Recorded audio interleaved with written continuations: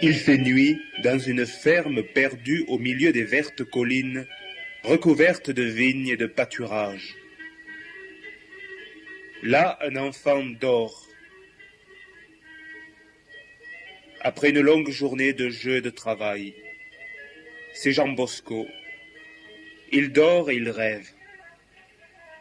Il voit une vallée immense recouverte d'une foule d'enfants qui jouent, qui sautent, qui se poursuivent, tout en poussant d'horribles jurons à fendre l'âme d'un chrétien. Jean Bosco ne peut tolérer cela. Il va vite faire quelques remontrances à ces petits messieurs qui ripostent assez vivement, et voilà qu'en arrive au coup de poing.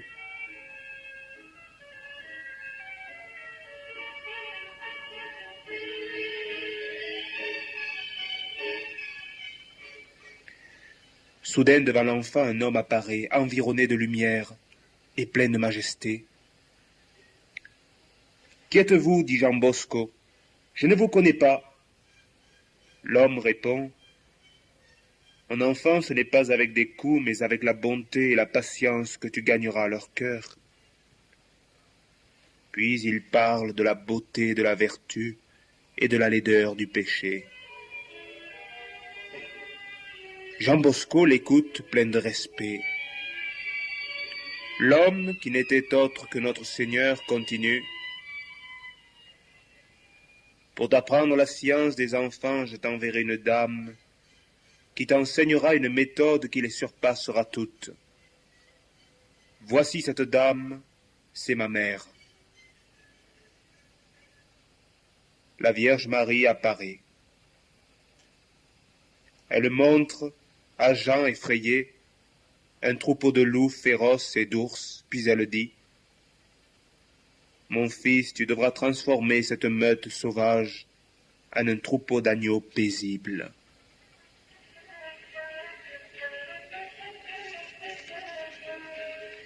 Telle sera ta mission. Tu arracheras au péché des multitudes d'enfants et tu les conduiras jusqu'à Dieu. Tu comprendras un jour. En attendant, cultive l'humilité et la force. Puis la vision disparut.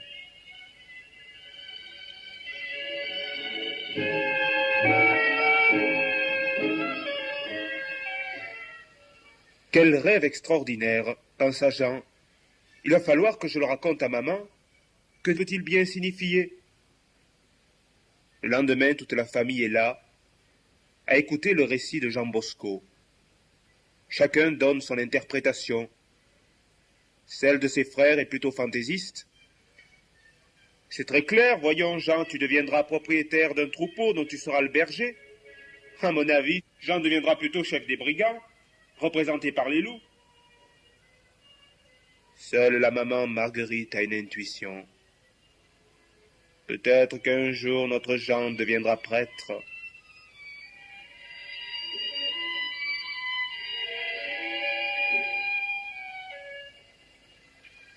Devenir prêtre, c'est bien là le désir profond de Jean Bosco. Mais en attendant, il faut qu'il fasse quelque chose pour attirer ses petits camarades à Dieu. Et pour cela, il faut d'abord qu'il s'impose à eux et qu'il suscite leur admiration. Or, il y avait ces jours-là dans le village un saltimbanque très adroit que tout le monde admirait. Don Bosco décide d'apprendre ses tours. C'est un succès. Jean Bosco provoque l'émerveillement de ses petits compagnons. Il profite des quelques instants d'entracte entre chaque série de tours pour leur apprendre le catéchisme. Bientôt, les enfants accourent nombreux à l'écouter parler de Dieu.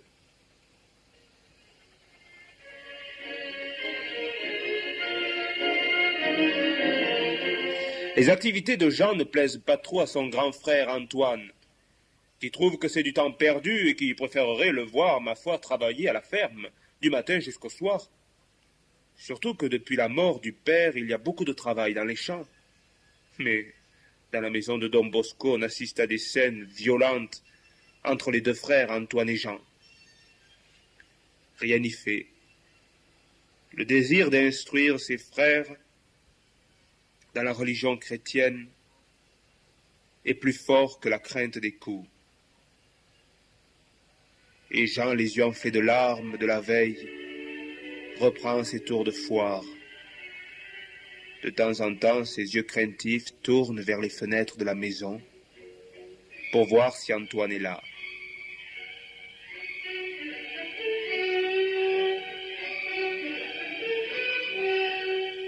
Maman Marguerite pressent de plus en plus la vocation de son fils.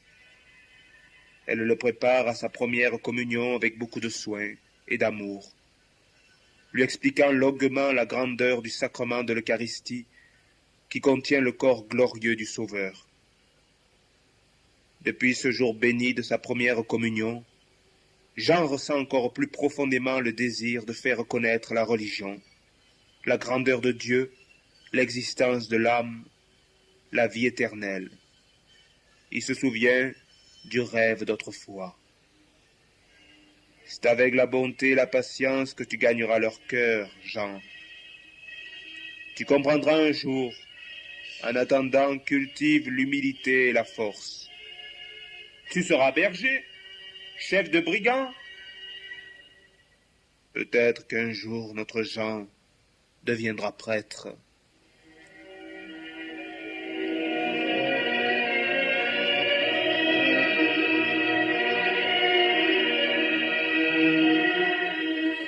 Quand Jean voyait un prêtre, il se sentait tout de suite attiré vers lui. Un jour, à Murialdo, entre les baraques de foire préparées pour la fête patronale, il rencontre le curé du village, Don Cafasso. Quelques paroles de Jean attirent tout de suite la sympathie du prêtre. « D'où venez-vous, mon enfant ?»« Je viens des Béquis et je m'appelle Jean Bosco. Voulez-vous, monsieur l'abbé, que nous allions assister à quelques spectacles de foire ?»« Non, Jean. Celui qui devient prêtre est tout à Dieu, et les plaisirs du monde ne l'intéressent plus. »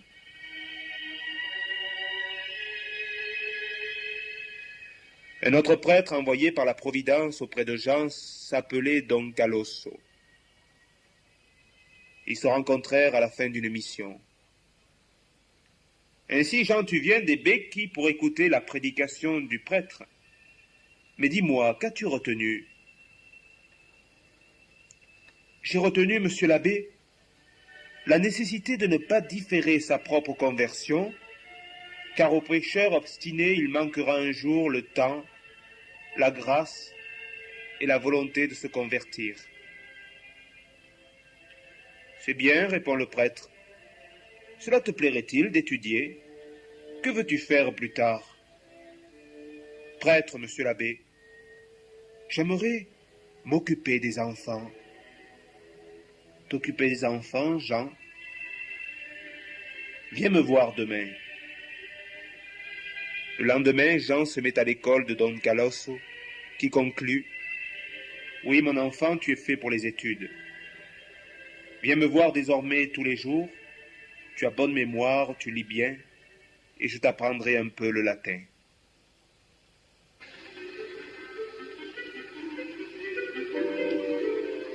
Mais il fallait convaincre la famille de la nécessité des études.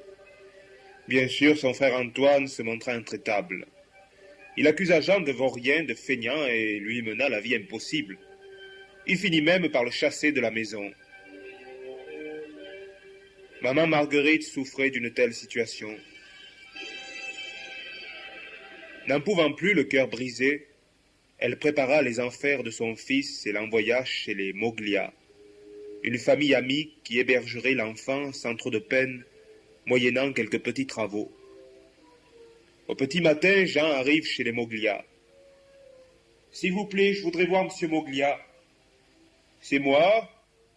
Qu'a-t-il ? » ?»« Je cherche du travail. Je regrette mon enfant, mais je n'en ai pas. Prenez-moi par charité, monsieur. Mon père est mort et ma mère, Marguerite Bosco, m'a dit de venir vous voir. »«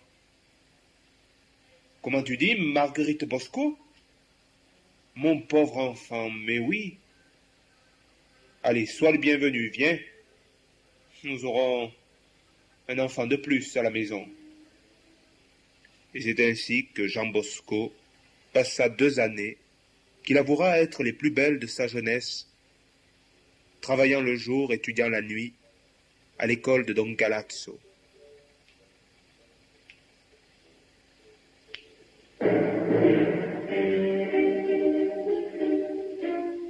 Un jour, il est appelé d'urgence chez le prêtre, hélas. « Jean, je vais mourir. Je suis paralysé. Prends cette clé. Tu trouveras une cassette dans mon secrétaire, Jean. Tout cet argent est pour toi, pour tes études. Prends l'argent qui est à la cassette, oui. Souviens-toi de moi quand tu monteras à l'hôtel. » Et donc Calas mourut. Mais Jean n'osa jamais prendre l'argent de la cassette. Il remit le tout aux héritiers de Don Galazzo. Puis il retourna au Becchi, chez sa mère.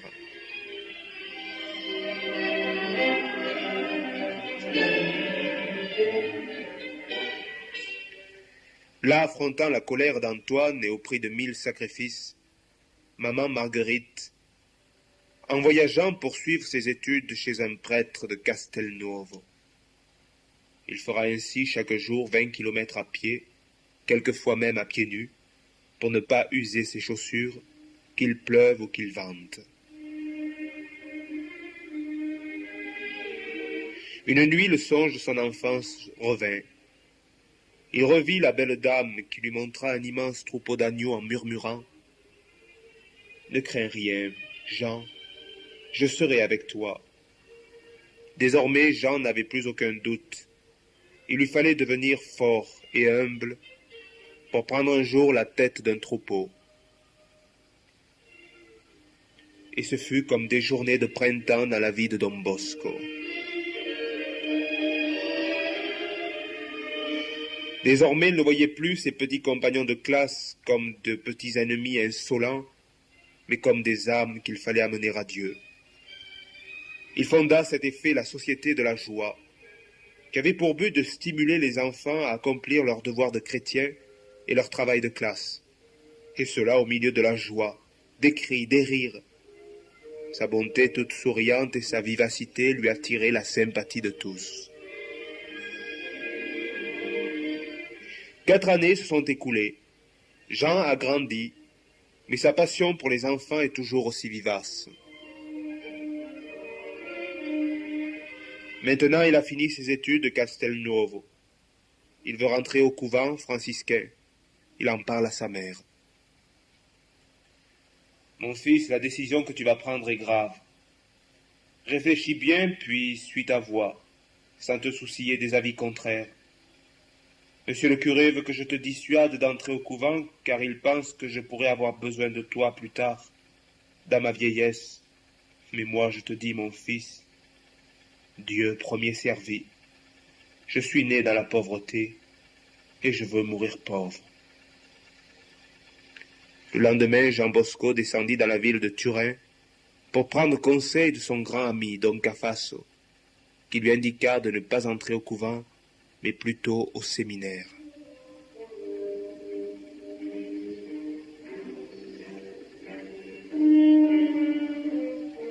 Mais mes parents sont pauvres, Don Cafasso, je ne pourrai jamais payer les études. »« Je t'aiderai le plus que je pourrai, Jean. La Providence fera le reste. Courage. Tu es appelé à faire de grandes choses. Il faut aller de l'avant. » Et c'est ainsi que Jean descendit à Chieri pour continuer ses études. Il se lia d'amitié avec d'autres étudiants, dont un juif qu'il réussit à convertir à la foi catholique, malgré la violente opposition de ses parents. Le père en particulier ne voulait pas entendre parler de la religion du Christ. « Je t'interdis de prononcer le nom du Christ ici. Et maintenant, choisis. Ou tu cesses toute amitié avec ce fanatique que tu fréquentes, ou tu quittes cette maison. »« Je préfère partir, père, car la vraie religion est celle de Jean Bosco. »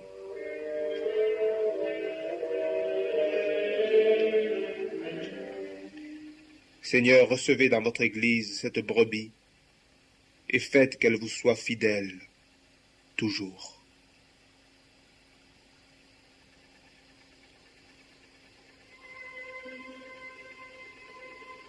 Après la conversion de Pierre, Jean fait la connaissance d'un autre étudiant, Louis Comollo. Voici en quelles circonstances cela s'est passé. Louis Comollo était un garçon profond, solitaire et méditatif. Un jour, des camarades bruyants et impétueux s'amusent. Il l'invite à les rejoindre. Mais Louis préfère rester serein, à méditer dans son coin. Ce qui ne plaît pas beaucoup aux autres. Bientôt les moqueries fusent. « Et Louis, pourquoi ne chantes-tu pas un De Profundis? Tu préfères jouer les petits saints ?» Bientôt ils en viennent aux menaces. « Si on t'attrape, tu vas voir la bénédiction qu'on va te donner. »« Je n'ai pas peur, répond Comollo. »« Alors pourquoi ne viens-tu pas te battre ?» rétorquent les autres. « Parce qu'on ne doit pas se vouloir le mal. » Cette réflexion les met encore plus en colère. On se prépare à l'attaquer, quand soudain on voit surgir Jean Bosco, qui assistait à toute la scène de loin. Les coups de poing pleuvent. Voilà pour le De Profundis. Voilà pour la bénédiction. Au suivant de ces messieurs. Don Bosco a vite fait d'avoir le dessus. À la fin, tous sont partis, il ne reste plus que Louis et Jean qui engagent la conversation. « Qui êtes-vous ? Je suis Jean Bosco, et vous ? Louis Comollo. Je vous remercie de m'avoir défendu. Jean. Mais il ne faut pas, je sais. Louis, je sais. Cela me déplaît aussi d'envoyer des coups de poing. Surtout que j'avais pris la résolution de ne plus me battre. Mais sans cela, je n'aurais jamais pu vous tirer de là. » La conversation continua. Ils se lièrent d'amitié.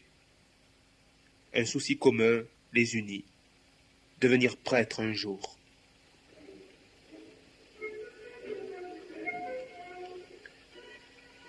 C'est le moment de rentrer au séminaire. Les compagnons de village sont montés voir Don Bosco une dernière fois, avant qu'il ne revête l'habit religieux. Puis, le 25 octobre 1835, Jean Bosco, âgé de 20 ans, peut enfin revêtir l'habit ecclésiastique. Ses sacrifices, ceux de maman Marguerite et de quelques bienfaiteurs, lui ont permis d'accomplir ce grand pas. Au séminaire de Chieri, Bosco se montre exemplaire en tout, vie de piété, d'études, caractère aimable et joyeux. Mais un jour, le directeur le convoque. « Voyez-vous, Don Bosco, ici au séminaire, la vie est austère et cela doit en être ainsi. Vous êtes plutôt expansif, exubérant, et vous souffrirez beaucoup dans votre adaptation à notre mode de vie réservé, recueilli et silencieux. Mon Dieu, vous savez que je veux devenir un saint prêtre, mais vous savez aussi que je désire avant tout votre gloire, qui est de faire votre volonté. Vous m'avez indiqué ce que vous voulez en rêve, que je prenne la tête d'un grand troupeau et que je devienne le prêtre des jeunes gens abandonnés.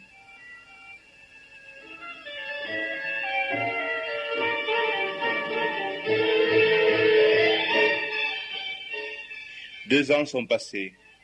Jean a fait de grands progrès en études et en vertu. Il est estimé comme le meilleur des séminaristes. Il puise sa force avec Louis Comollo, qu'il a suivi au séminaire, dans la communion fréquente au corps et au sang du Christ. Même au séminaire, il trouvait moyen d'attirer les jeunes et de jouer avec eux sous les yeux amusés des pères supérieurs. Même ses anciens amis des Becchi et de Castelnovo descendaient au séminaire pour rester un peu avec lui et lui amener toujours des nouveaux qui ne tardaient pas à tomber dans les filets de l'ardent séminariste.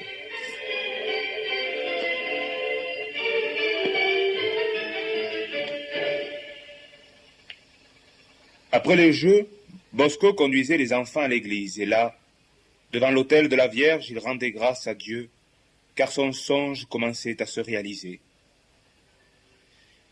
Pendant les vacances, Jean retournait dans la modeste maison des Becchi, où il retrouvait maman Marguerite. Là, il s'exerçait à divers métiers, couturier, cordonnier, afin de leur apprendre plus tard à ses enfants des métiers pour qu'ils puissent gagner leur vie. Il faisait aussi la classe aux enfants pauvres du village. Il leur apprenait l'histoire et l'orthographe.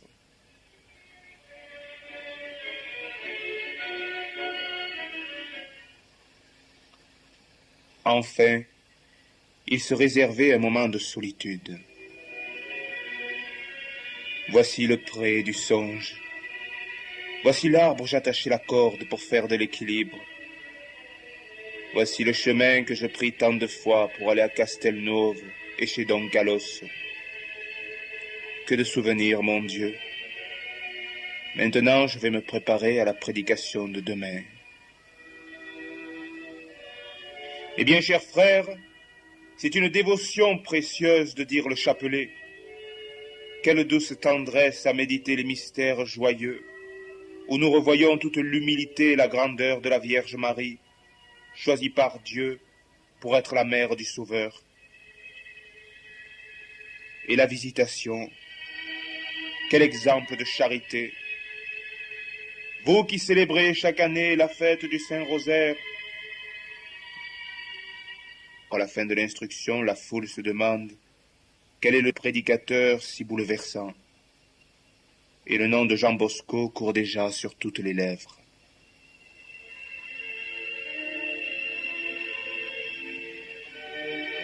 Monsieur le curé vient le voir. C'est bien, Jean, une belle culture, une voix profonde, une expression convaincante. Mais vois-tu, mon enfant, tes prédications devraient employer des mots plus simples, plus à la portée de tous. Moi aussi, quand j'étais jeune, je faisais des sermons brillants, et puis je me suis rendu compte que beaucoup ne suivaient pas. Alors qu'un exemple édifiant tiré de la vie des saints, une comparaison facile, porte souvent plus de fruits que des considérations compliquées.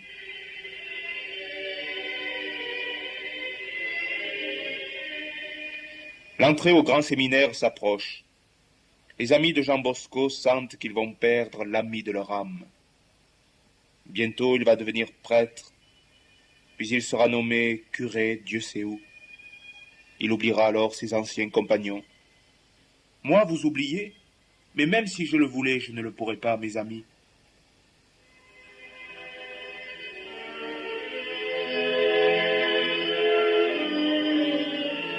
Au grand séminaire, il fait la connaissance du théologien Borel, l'ami des jeunes gens. Celui-ci explique à Jean Bosco toute la détresse de cette jeunesse livrée à elle-même, vivant dans le péché. Il faut faire quelque chose, Jean. Si tu venais à Turin, tu verrais le long des rues et des places tant de jeunes enfants abandonnés. Et après, on se lamente que les prisons pour mineurs sont pleines.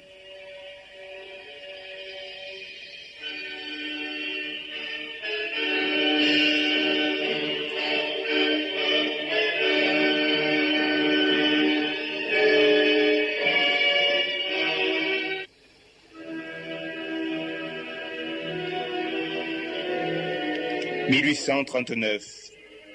L'année commence mal pour Jean. Son ami le plus cher, Louis Comolo, est pris d'une grave maladie. Il n'arrivera pas au sacerdoce. Ne sois pas abattu, Jean. Je désire faire la volonté de Dieu. Prie pour moi, et moi, si le Seigneur, dans sa miséricorde, me fait entrer au paradis, je reviendrai te le dire. »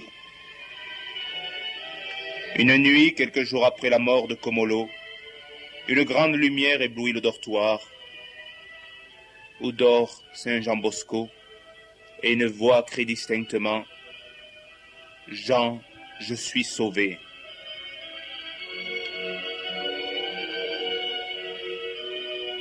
Le lendemain, tout le séminaire en parle. L'affaire troubla tant Don Bosco qu'il tomba malade. Son évêque vint le voir. « Parlez-moi librement, Jean. Pourquoi voulez-vous être prêtre un an avant vos confrères ?» Jean Bosco répond « Si le Seigneur me rappelait à lui comme il a fait de Louis Comolo, Et puis, Excellence, en plus du fait que je suis plus âgé que mes compagnons, il y a une autre raison. Et Jean Bosco parla avec tant d'enthousiasme de sa vocation que l'archevêque de Turin, après avoir consulté les professeurs du séminaire, décida de l'admettre au diaconat avant la date prévue. Ce fut le 19 septembre 1840, Jean avait 25 ans.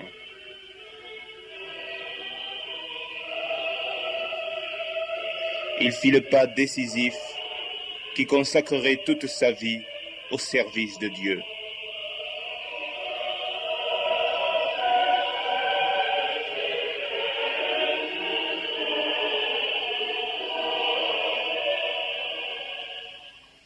Les derniers examens furent aussi brillants que les professeurs du séminaire lui demandèrent s'il voulait rester parmi eux pour enseigner. Mais à ses hésitations, ils comprirent vite. « Allez, nous savons tout, Jean. Tu penses toujours à tes jeunes. Tu es né pour eux. Que le Seigneur bénisse ton futur apostolat, mon fils. Et maintenant, va, prépare-toi à l'ordination sacerdotale. »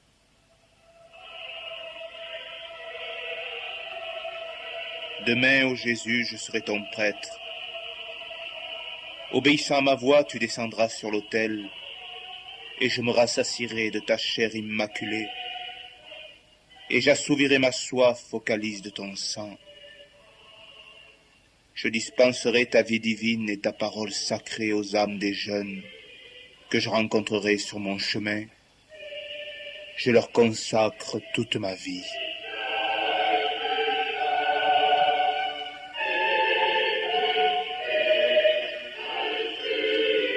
Le 5 juin 1841, le pauvre berger des Becchi reçoit l'ordination sacerdotale des mains de l'archevêque de Turin. Il est désormais un alter Christus, un autre Christ, prêtre pour l'éternité.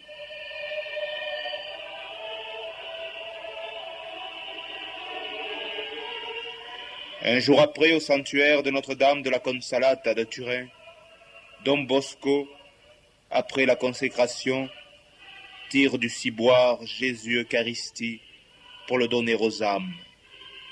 Son émotion ne peut se décrire. Et les fidèles reçoivent des mains du nouveau prêtre l'hostie sainte, sans savoir qu'un jour, ce prêtre deviendra un des plus grands saints de l'Église catholique.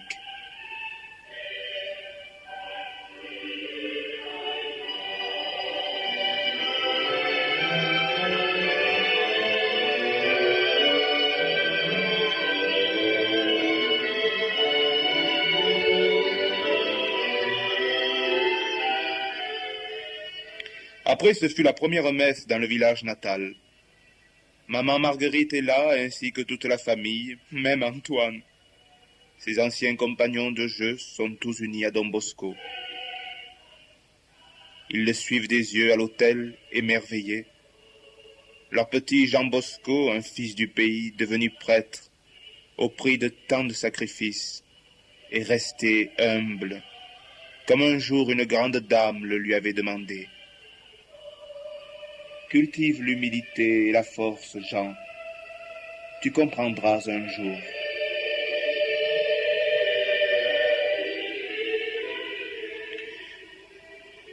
Maman Marguerite lui fait ses dernières recommandations. Mon fils, vous êtes prêtre. Souvenez-vous qu'être prêtre, c'est commencer à souffrir. Désormais, ne pensez qu'à être un saint prêtre de Jésus-Christ. Ne vous souciez pas de moi. Je suis né pauvre, mon fils. J'ai vécu pauvre. Je veux mourir pauvre. Ne pensez qu'au salut des âmes. Mère, si je suis prêtre aujourd'hui, c'est à vous que je le dois, à vos sacrifices. Les paroles que vous venez de me dire, j'en ferai le programme de toute ma vie. Seigneur, donnez-moi les âmes et prenez tout le reste.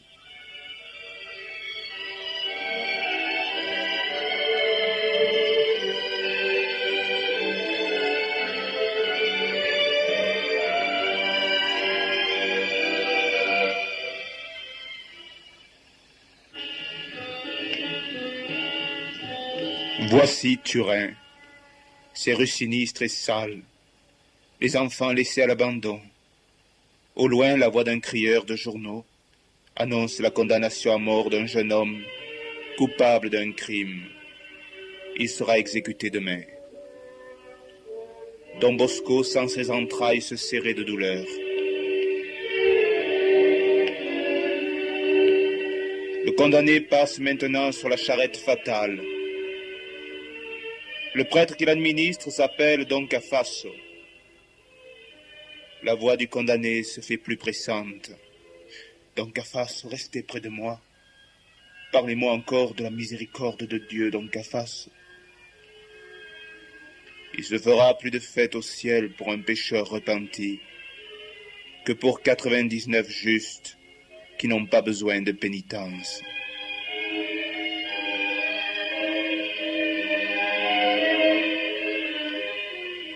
Don Cafasso a entraîné Don Bosco dans les prisons de la ville, où sont enfermés des condamnés à mort. Certains leur crachent dessus, les traitant de tous les noms. Don Bosco est effondré. Ce n'est pas possible, Don Cafasso. Ces loups ne se transformeront jamais en agneaux, même la veille de leur mort. C'est donc trop tard. Venez, Don Bosco, ne restez pas ici. Vous ne résisterez pas à tant d'émotions. Allons, venez. Mon Dieu, ayez pitié de ces malheureux. Faites un miracle pour leur conversion. Si seulement quelqu'un s'était occupé d'eux.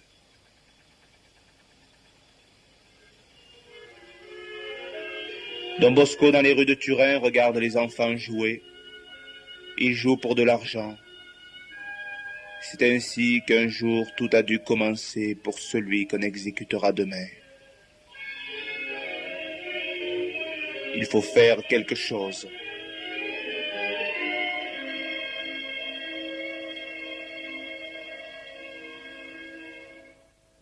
Puis décembre 1841, fête de l'Immaculée Conception.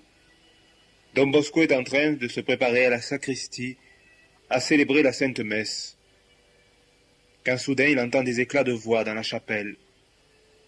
C'est le sacristain qui est en train d'éjecter un petit va-nu-pied, entré dans l'église par curiosité. Don Bosco l'arrête. « Que faites-vous? Cet enfant est mon ami. Allons, viens, approche. »« Comment t'appelles-tu ?»« Bartolomé Garelli. »« Et ton père, que fait-il ?»« Il est mort. »« Ta mère, morte aussi. »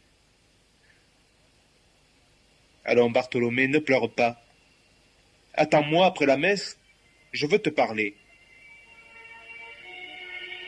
Cela faisait des années qu'on ne lui avait pas parlé ainsi, avec tant de douceur et de bonté. Bartholomé ne savait ni lire ni écrire. Il n'avait pas encore fait sa première communion et voici que ce prêtre, au lieu de le chasser, « Voudrais-tu apprendre le catéchisme, Bartholomé ?»« Oui, monsieur l'abbé, mais je suis déjà âgé et j'ai honte. »« Cela n'est rien, je peux te l'apprendre. » Ce n'est pas la première fois que Don Bosco faisait du catéchisme et pourtant il sentait en lui une émotion comme si quelque chose de grand était en train de commencer. Un pressentiment mystérieux l'avertissait que cet enfant était le premier d'une foule innombrable d'enfants qui trouveraient en lui un cœur grand comme le sable de la mer.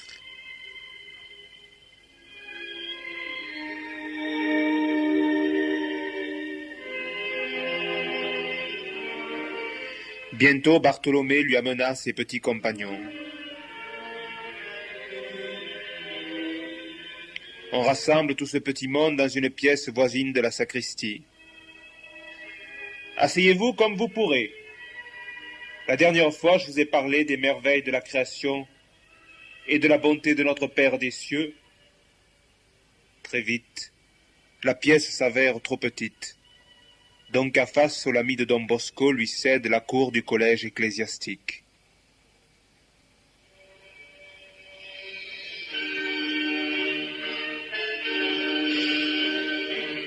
C'est le rêve qui commence à se réaliser.